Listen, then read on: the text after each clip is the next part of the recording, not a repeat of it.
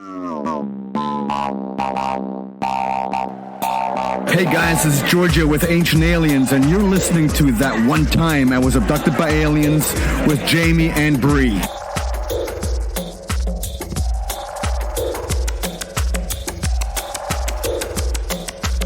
You're listening to That One Time I Was Abducted by Aliens. I'm Jaimie. I'm Bri, and we're two sides of the coin. Hey, everybody. So last week, we did an episode, the beginning, part 1 of the Secret Space Program. And this week, we're continuing on to part 2. Where we left off, we were in Antarctica. We were establishing the grounds of the Germans showing up, taking a look around.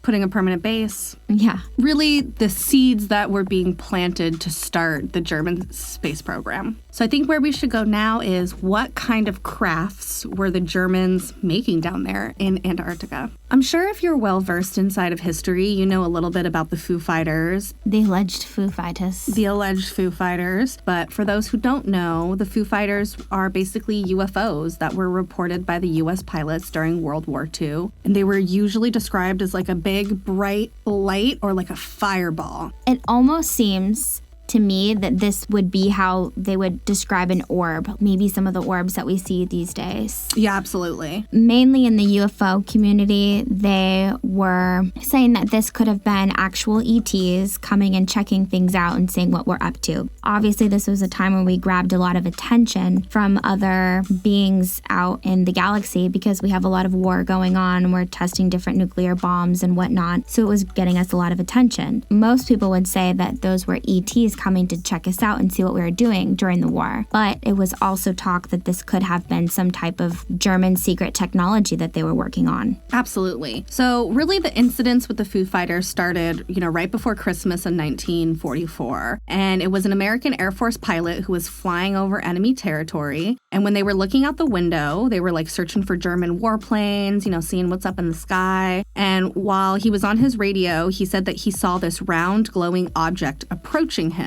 The objects were described as being like fiery, glowing red, white, or orange, and even some of the pilots described it as looking like kind of like Christmas lights. And they seemed to kind of toy with the aircraft. They didn't seem like they were trying to like shoot them down or attack them, but it definitely seemed interested and following them. The pilots and the aircrew reported that the object kind of flew with the craft and behaved as if it was under intelligent control. Like it wasn't just some like, maybe unknown species of bird that let off light that was, flying along a plane. It seemed like, to the pilots at least, that there was something driving it and driving it with intent. It wasn't just the glowing lights, but they also saw cigar-shaped crafts as well. What's interesting is what the Germans were working on and the various different crafts that they were making prototypes for, which we can go over. You never hear anything about anything that's like a cigar-shaped craft. Mm-hmm. So that's a question in my head. I don't know if I believe that they were Nazi crafts. So that's the thing. So when all these pilots reported it, the military took the sighting super seriously. They wanted to investigate it. The first thing that came to mind was these were German weapons of some sort. But the problem is when they started to investigate,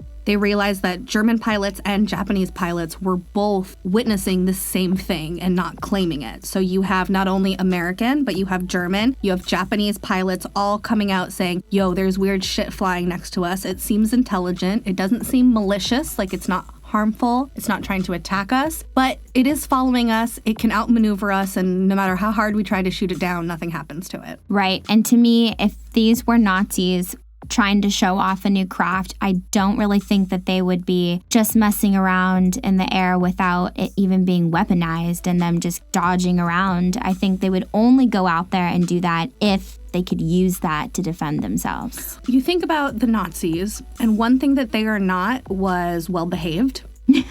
Their intent was to be harmful and to be malicious. So I can't see a Nazi flying a UFO and just toying with people. You know what I mean? Yeah. Like they're out for blood. They're out to kill. They're not pussyfooting around. I find it hard to think that those would be Germans. But really what kind of perpetuated this idea that it was a German weapon was the news media. Paris, one of their newspapers, put it in the headline, German secret weapons are chasing, U.S. planes. And this is where we start to get all of these kind of like really the beginnings of fake news.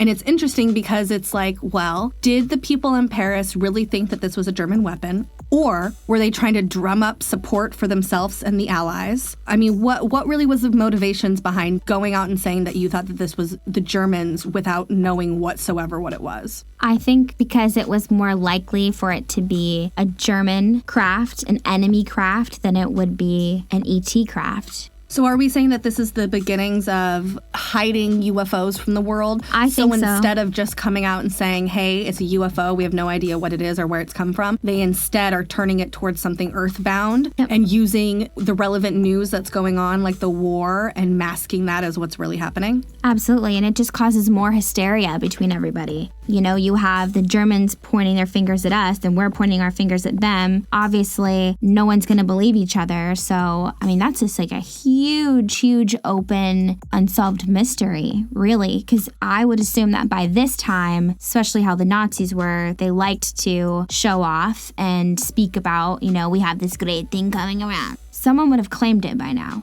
You would think so. I more am inclined to think that happened as that these are probably some type of extraterrestrial craft. And I think maybe instead of us thinking it was the Germans, in retrospect, what happened is these crafts, beings, whatever it was, maybe then became in contact with the Germans, which is how the Germans from that point forward are making all of these UFOs basically down in Antarctica. More than you could even imagine to understand that they built. There were so many tests and there were so many failed things and they've so many different versions of what it is that they made. And so it's hard to pinpoint and name down exactly all the different crafts that they had there, but just understand that like any kind of scientific community, there was a bunch of trial and error before they really figured it out. I think that the biggest thing that comes to mind when you talk about Nazi UFOs would be the Nazi Bell, which is one of the widest known in the kind of alien community about a UFO that the Nazis built. There's a lot of lore attached to it. I know that we've done it for a Factor Sci-Fi before in our episode, and we've gone a little bit into it, but I think it's maybe worth a little bit more to kind of dive into it a little bit today. So we here in America call it the Nazi Bell, but that's not really what it's called. It's actually called the Die Glock. And it was theorized that it was a top secret Nazi device, secret weapon, whatever you want to call it. One of its other name was the Wonder Waffle. Oh, I like that one. If I could say it in a German accent, it would sound better, but I can't. The Wunderwaffe. Exactly. Allegedly, the Third Reich used this device. We don't really have too much information about how it was built because it's still in limbo about whether or not it existed or not. But the scientists in a German facility had this device that was made out of, quote, hard, heavy metal and approximately 9 feet wide to 15 feet high. So it's not small. We'll say like the size of like a large room. So you're looking at something big. So theoretically, I'm already thinking like, okay, size-wise, that could be a craft that flies. I'm down with that one. Where I think it starts to get a little bit weird for me is when they say what's on the inside of the device and like what's propelling it almost. It said that the device contained 2 counter-rotating cylinders that would be filled with a mercury-like substance, but that was violet in color, which I find very interesting. So I don't know if you know mercury. You've seen it. Looks like liquid silver almost. So think about liquid silver, but more a purple version of it. And what happens is these 2 cylinders kind of rotate around each other and create some type of energy that's making it lift off the ground. And this violet-colored mercury-like substance actually does have a name, and they called it Serum 525. Ooh, suspicious, mysterious, dangerous. So it's said that this device, this craft, whatever it is, that when activated, it had an effect of like, almost like it created its own atmosphere and everything inside the atmosphere was affected in some way, shape, or form. So it would be things like plants would decompose, crystals would form inside animal tissue, blood would like gel up and separate. So even if this wasn't a UFO, I'm already getting weird vibes from it because they're probably doing some weird experiments in this weird... It's like a torsion field. Yeah, this weird atmosphere that they've created that weird shit goes on inside of it. So when it comes to the Nazi Bell, people say A, UFO, or B, some type of weaponized device. I say, why not a little bit mixture of both? Because if you have a flying weaponized device, you know. It took them a while, though, to weaponize the devices. Yeah, I mean, I couldn't imagine, like, I think when they were first trying to figure out just the anti-gravity part of it, that probably really amazed them. I'm assuming whatever is coming off of the machine is more of a byproduct of the anti-gravity than necessarily them weaponizing it. because you get that sense of like a lot of people who say that when UFOs are touched down somewhere, the ground beneath it is like bare, or like the plants where it landed are dead, just or something like that. Scorches the place. Exactly. So I'm more inclined to think that this is not necessarily so much of a weapon, but more just they had an anti-gravity propulsion system and didn't understand the side effects of it. So whatever they see and they come in contact with, it's out of this world, literally. Mentally, they're thinking, what the fuck is this doing? Well, and I think if you think about it from the perspective of the Nazis, who maybe don't know anything about, like an anti-gravity machine, they just see it as some type of a weapon. Like, oh my God, I turned it on and it floats and everything dies. Like, this is exactly what I've been looking for. Yeah. So I'm more inclined to think that the force field around it is more of a side effect of the anti-gravity than anything else. But a lot of people took it as they were building some type of weapon, that they were specifically building it in this way to use it as almost like a laser beam to put into places that would murder everything inside of it. Which, I mean, also very plausible when you're thinking about the Nazis. I think eventually, but not at first. Yeah. So they worked on numerous different craft. It's almost like a catalog that you could look at, all their different Haunebu crafts. There's a bunch of the Haunebus, and then there was a couple drill machines, and then there was the Nazi bell. Mm-hmm. But there are some strange videos that you could find. If anyone is into Billy Carson, I think he might have that on his website, Forbidden Knowledge, where you can watch these old ass videos that are allegedly some of the Haunebu crafts that were being test flown. Hard to believe sometimes, of course, for me, but it shows kind of over a progression of time how it started off this janky little flowing tin bucket, and then it got a bit better, and then you can see that they had some type of weapon attached at the bottom. Like, basically, they started off trying to make a hoverboard. Exactly. Like we all did, and then kind of built from there. Once they figured out what they needed in order to get it off the ground, they started tweaking it with it. How much weight can we put on it? How big? What do we do with the shape and things like that? Mm-hmm. So I think at the end of the day, it all comes down to reverse engineering. They had something, they took it apart, they tried to figure out what it was, and they spent years and years and years trying to put all the pieces together in different ways to figure out what the fuck was going on. So we don't know whether or not this Nazi bell exists. In my heart of hearts, I believe that it was a real thing. I also think that maybe some of the German scientists probably jumped in it and took off to whatever space station that's out there, which is why they say they can't find it here on Earth. There's a lot of mystery about, like, is it dumped in an ocean somewhere? Did they take it to outer space? Like, all these different things. So I'm going to take your cue from last episode and just assume that, like, Maria just jumped on it and disappeared. We have no proof it's around. They say that there's, like, some silo in Germany that was said to house it. And if you look at it, like, it does look like it could be holding something like that. But it also just looks like a nuclear tank that they stored shit in. So it's hard to say whether or not it was real or not real. It was so heavy looking. I can't even imagine seeing that flying around in the sky, really. Well, yeah, because everyone who saw it described it as this big, giant hunk of metal almost. Like, really like a big, giant, solid bell. Yeah, and that's just so hard to think of it flying around. But then in retrospect, you think about all these crazy spaceships that they have up in space that are like, the size of America that are floating in there. So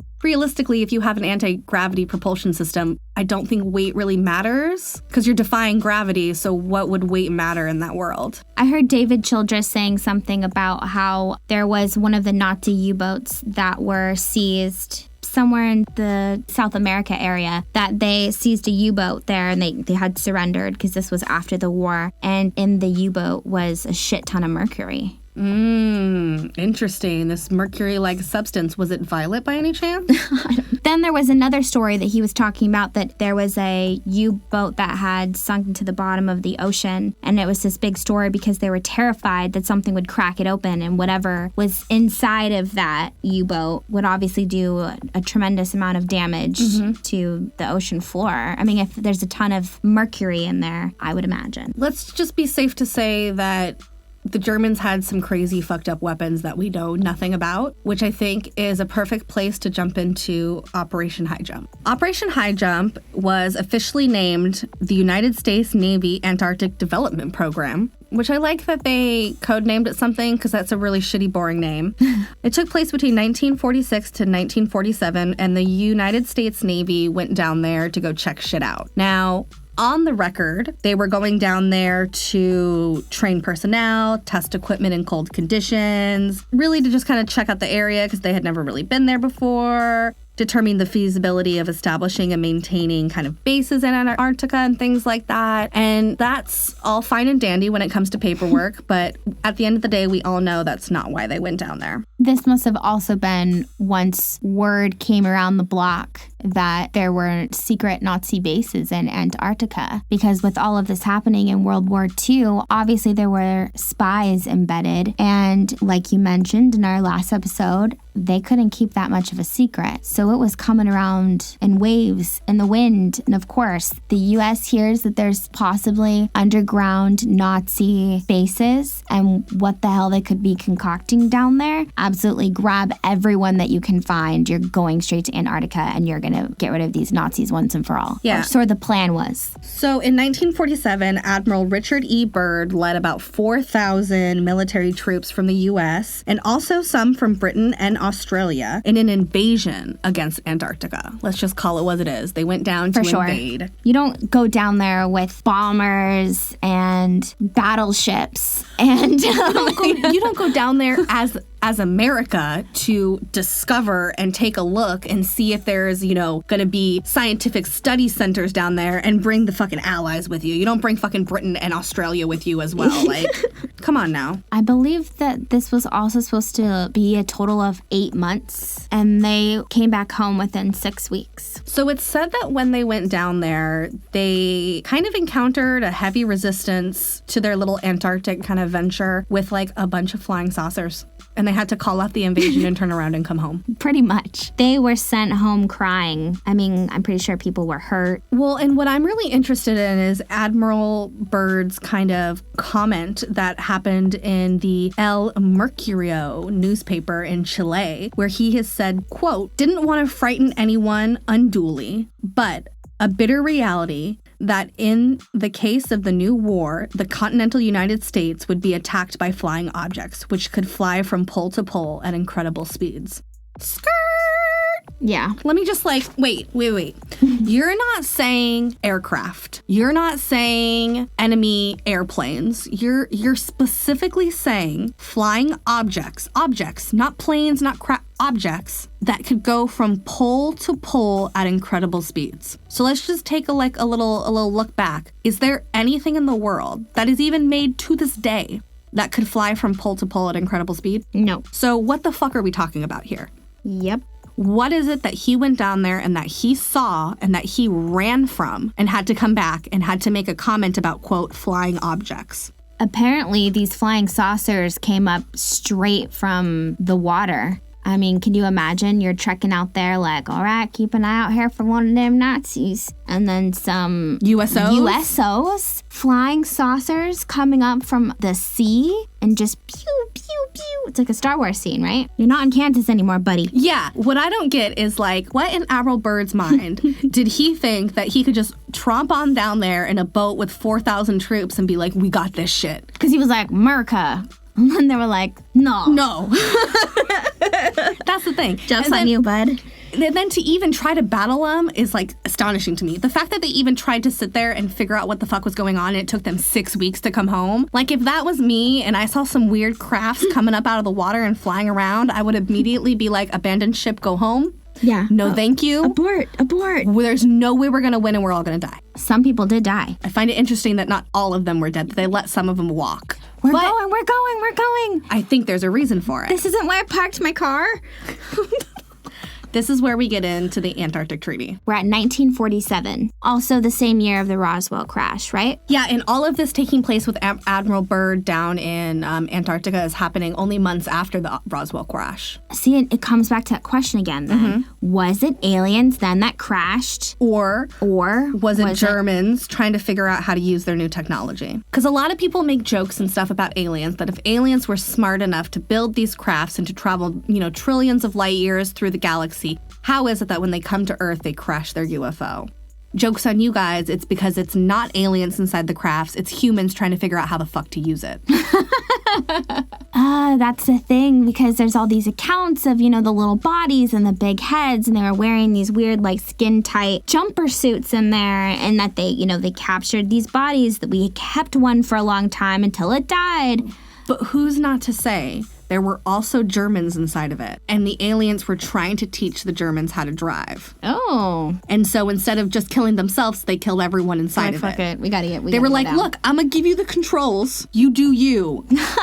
And then immediately regretted it. Like, why do we not have a co-pilot seat? Who built this craft? Yeah. Why did we put this person in charge of it? Remember on our conspiracy episode, I said that was on my conspiracy list that I hate, was that it was Nazis instead of aliens that crashed in Roswell. Because I still hate it to this day. But there's also weird talks that it was pretty much a mad scientist down there as well. A German one. Look how you whispered it. Who are you whispering that to?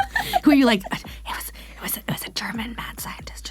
It was a German mad scientist. Right. Even in concentration camps that they did use a lot of the poor people in these concentration camps out for a lot of their experiments. And being in a craft like that was one of them to see how the body handles it, or if it falls, what happens. They were pretty much the guinea pigs in a lot of these trial and errors. This mad scientist person, he would use a lot of dwarfs. And I guess back in the day, it wasn't a normal thing for them to just accept dwarfism. They kind of kept them tucked away into a hospital or whatever, and that was the family member that everyone forgot about. And that they were using these dwarves for these tests crashed. And so when the craft fell, there were actual human dwarfs. Well, and I was going to say, I'm inclined to think that they were using also children. Ooh. So if you think about aliens and you think about them being small, maybe these big giant German men couldn't fit inside of this craft, and they had to test it with,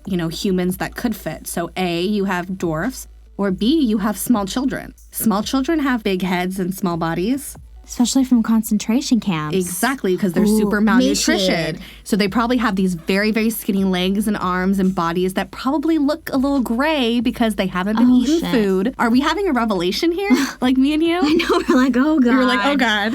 And then that makes sense to me that, it's not some smart alien that crashed something. It was the Germans trying to figure this shit out, and either A, they couldn't figure out how to drive it, or B, whatever or whoever they put inside of that craft was trying to get themselves to crash. I think a lot of skeptics will take this as good excuse for saying that there are no aliens. There were just smart Germans creating incredible technologies. So then why don't we have UFOs failing. now? Exactly right. There's so many, there's so many things people can say in all these different places, and you can go back and forth of trying to decide whether or not it is or what it isn't. So we live in a world where aliens are real, so, That's very true. Strap in, this is what we're in for. And you know what? We always can look back to the Vril Society's ties with ETs and them admitting that they had channeled information from beings in another world, pretty much, and that's how they got their technology. So regardless, there's ETs included. Absolutely. I think it has to, and whether or not we got the craft from them or if we got the technology from them, there was some type of contact made with aliens, because obviously we were a society that wasn't that smart. Because there's nothing up until World War II. It's for years and years and years, it's we don't really have too many big advances and things. And all of a sudden, World War II comes along and we're we can make flying saucers. Flying saucers knockers. Exactly. So we're going to talk about the Antarctic Treaty, but we're not going to be talking about the Antarctic Treaty that you guys all know and love very well, where it's we all go down to Antarctica and hold hands, and it's only for research and no weapons and no military bases or anything like that. That's the Antarctic Treaty that everybody knows about. No swabba! Isn't that what they called the place? It was New Schwabenland. New Schwabenland, yeah. New Schwabenland! This was the official beginning of New Schwabenland. Club to 11, this is mine! This is mine! No. I was listening back to our bad German accents, and they're so bad. They're horrible. They're so bad. So the Antarctic Treaty that we all know in history is not the Antarctic Treaty we're talking about. We're talking about cabal, behind closed doors, secret underground, fucking just crazy treaties that you guys don't know about. A lot of treaties we're going to be talking about in this whole series. And you're going to see a lot of instances where, maybe the U.S. government's making treaties with certain races of aliens and things like that. And it all kind of spirals out to these written agreements that we have with whatever the fuck is up in space. So I'm going to go off on a ledge and say this is the big first treaty that we had with them. So why don't you give it to me, Bri, what the fuck it is? Basically, when United States went down there to get rid of the Germans and we could not, they have the upper hand at this point. They've rightfully taken their land. So what else can we do? We make an agreement with the Germans. A part of this agreement was to establish them as their own sovereign nation. So Antarctica is pretty much German. That is their ground. The Germans and the Draco, that is their land. Then we start to make even more secret behind closed doors agreements to incorporate some of the Nazis that were still left in Germany and incorporating them into our space programs. Which is where we get into Operation Paperclip. And as much as people who are history buffs will say that Operation Paperclip, we went in and stole all the Germans and stole their space program, and it's the only reason we're in space today, and it's the only reason our country is as intelligent as it is when it comes to science is because we stole all of these German professors and educators and scientists and anyone engineers. Anyone and everyone that we could scoop up that had some sort of significant meaning, we took. But in retrospect, Operation Paperclip was the public documentation. We can show them this in 50 years when we declassify it, but we didn't steal anything. Because the people back home, we wanted to see these trials for their crimes against humanity. These were atrocious war crimes. We wanted to see them charged with that. Whoever was left, whatever Nazi scientists we still have on the grounds, scrounge them up and put them on trial because they should get what they deserve. And this is not what happened. And I think that's all Operation Paperclip is this big front to make it look like we were, kicking ass and taking names, and, that's not really what happened. No, not at all. This was a way to pardon them of all of the crimes that they did. Now, what did we have that the Germans didn't have? We had the resources. But not just that, but we also had an entire globe who was behind us and not them. But I'm saying what they could take from us is our giant arm of manufacturing capabilities. We had the resources for them to build what they needed to build. And we needed everything that they had because they have incredible technologies now that could pretty much take over the world if they wanted. They just didn't have the manpower to manufacture it. So to the everyday civilian's eyes, we won the war. Germany took a very sad bow, and that was it. But really, that's not what happened. We incorporated them into our government and our military. We really shook hands with the dark side at this point, and we kind of became one in a sense. Well, yeah, you have to think about it. It's not like we, quote, stole all these scientists and things like that and throw them in a prison cell. No. We let them come from their country. We handed them documents, like, here you go. We handed them high positions, gave them payrolls, and said, this is what you do now. And we pretty much just tried to sweep it under the rug. Oh, absolutely. We hid all of it. It started off with, there was just 100 of them. And then the number just keeps growing and growing. And now you're hearing what we're up to, like 3,000 Nazi war criminals that we just integrated into our system. For our own benefit. For our benefit and for theirs. It's hard to say. I think we didn't have a choice up to a certain point. But at the same time, I think regardless in any situation, I think that United States loves to be on top. And if we can look like we're on top, we're going to take it. And I think this is really the first time America as a whole dips its toe into the black darkness of the underworld.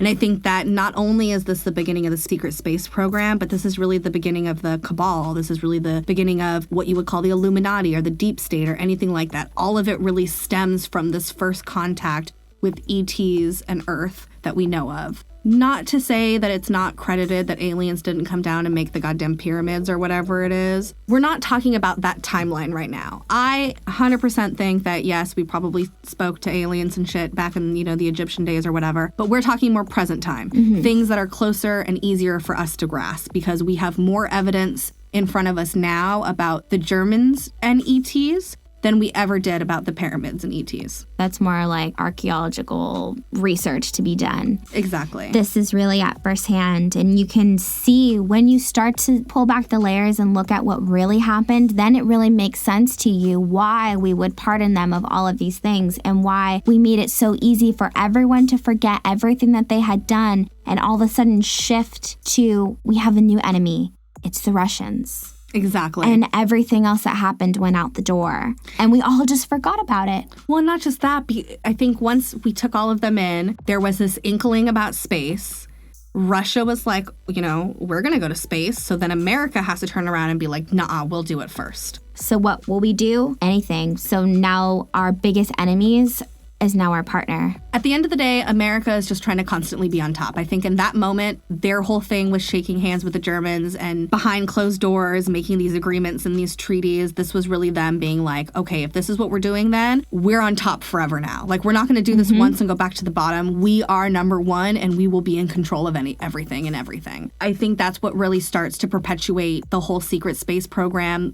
Let me just say now, the secret space program is a real thing. What's in question here is to what degree you believe it to be real or not real. I will say Richard Dolan, Daddy Dolan, I was watching a panel with him about the secret space program. They have everyone on there who's all about the secret space program is real. And you have... it must have been old. It was old. And then you have Daddy Dolan down at the end. And he's not trying to discredit what anyone's saying, but he is saying, listen, there's documentation for all of this. We know there was a space program. We know there's Operation Paperclip. We know all of these things. We have documentation that all of these things happened.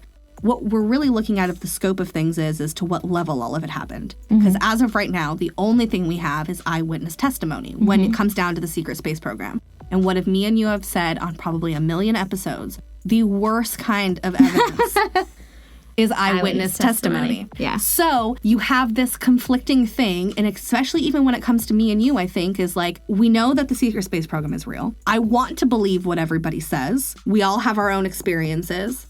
But you also have to put it into retrospect of being like, but this is all eyewitness testimony, and how much can you say is real or not real? Then you get into the realm of, well, so-and-so confirmed it, and so-and-so confirmed it, and they confirmed, but all their stories link up. Well, it's very easy as a human to have everybody's stories link up with each other. Absolutely. Very. You have to kind of jump with a little bit of blind faith when it goes to the secret space program because, again, it's documented. We know it's real, but it's the extent of what it is. Did we just go to the moon and come back and that was the end of it? That's, the world view of what it is, what's out there, what everybody thinks. We went to the moon, we have the space station, we've, put rovers on Mars now. And on the outside, that's all fine and dandy. But what we're going to get at in the next episode is what's underneath all of that surface, what's really going on, and not just what is written in our normal history books. I will say, though, Daddy Dolan has really changed his stance. He has. That's why when you said that, I'm like, this is an old one, because he's gotten deep into the secret space program now, and now he's like... he's about it.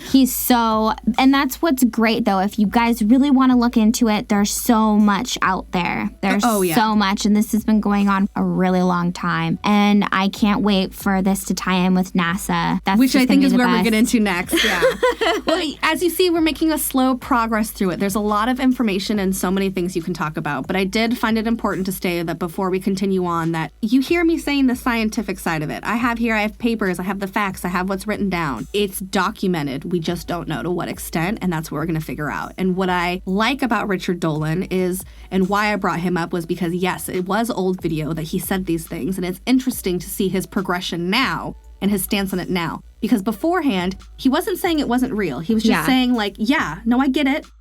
I could see. There's documentation, there's proof, there's fact, there's memos, there's signatures, everything's there. I just don't necessarily maybe believe what the people in the panel next to me are saying. Like, right. I don't know. I wasn't there. Eyewitness testimony is shitty. But now, after years and years of being involved in this field, he's like, okay, no. Maybe these people are credible. I believe this person. I've confirmed it with this person that they've had something. These two people have never talked to each other. There's no way their stories would link up. And so you have to go in and you have to do that research. So I think it's important to understand that we have a space program, but we're talking about the secret space program, which are two very different things, although intertwined. Yes, although intertwined. Very intertwined, but very separate. I heard a saying, I can't remember who said it, but it was so great because it was like pretty much NASA came in place to be the pretty face of the space program. It's the makeup. It's the, look at me, this is what I'm doing. But it's not. It's not. Exactly. That's a great place to end off it. We're going to get into it next episode. We love you guys so much. Let's go to our favorite part of the episode. Shout outs. Let's start off at our skeptic level. We have Jan from the Good, the Bad, and the Just Plain Standard podcast. Then we have our truth seekers, Shayna, Jamie's mom. Hey, Mama. We have Destiny at Destiny from Space. Girl, I love you. You are a shining star in a dark sky, and you light up my life, and I would be nothing without you. That's so sweet. I know. Why are you always whispering? Let's go on to our next category, which is made up, and it is a skeptical truth seeker, and we have Adam from Not For Everyone podcast. Then we have our middle bitches, Raya. Hi, Raya. Love you, miss you. We love her. And we also have Scotty at Scotty Doodle. We haven't heard from you in a while, boo-boo. You should send us an email. Yeah. We also have Bobby, who is the other person from Not For Everyone podcast, and you can find him at Pinball Bobby or at Not For Everyone podcast on Instagram. We have our last made-up category, which is a skeptical middle bitch, which I feel like is a little bit repetitive. Skeptical middle bitch. Like, that's what middle bitching is. We have AP. Love you, AP at Weather Traditions on Instagram, who we're going to get on the podcast here very soon. You guys, yeah, we're going to be doing an interview soon. I'm not sure when it's going to be released with the series and stuff, but we will be interviewing her next week. Yes, can't wait. And then we have our last and our favorite category ever. Anything is possible. Hi, Matt. Thank you so much, Matt. You make my dreams come true. I actually haven't heard from you either in the past few days. Is everybody alive and okay and well? Like, what's going on? Yeah, hit us up. Did you guys listen to the latest episode on our Patreon that we released? Our Thanksgiving episode? Did you listen to it? Did I send it to you? You didn't send it to me. Yo, I gotta send it to you. It's so good. I send it to you. No, I sent it to you. You didn't send it to me. I did send it to you because you didn't like the music that was in the background. You were like, what's up with this creepy music? I thought we were just going to leave it, though. And I know I did leave it. Oh, you did? Okay. And I was like, it's my Thanksgiving music. And you were like, it sounds like awkward. And I was like, well, my Thanksgivings are awkward. Yeah, that's what I remember. And I was like, oh, mine aren't. You're like, yeah, yours aren't, but mine are. Yeah, I was like, that's my Thanksgiving music. It was weird. So if you want to be a patron and you want to give us, I don't know, maybe like $1 a month, you can go listen to our weird pre-pod on patreon.com/that one time I was abducted by aliens. We love you all so much. If you guys want to get in touch with us more, you can shoot us an email at thatonetimeIwasabducted@gmail.com. Find us on Instagram at thatonetimeIwasabducted and all the other social media shit that, you know, we're involved in. So we love you all. Love you so, so much. Have a wonderful night. And Mountain View, California, although your truffles are delicious, you can go fuck yourself. Have a blessed day. Fuck yourself. Be blessed. No. Love you. No. Thank you so much.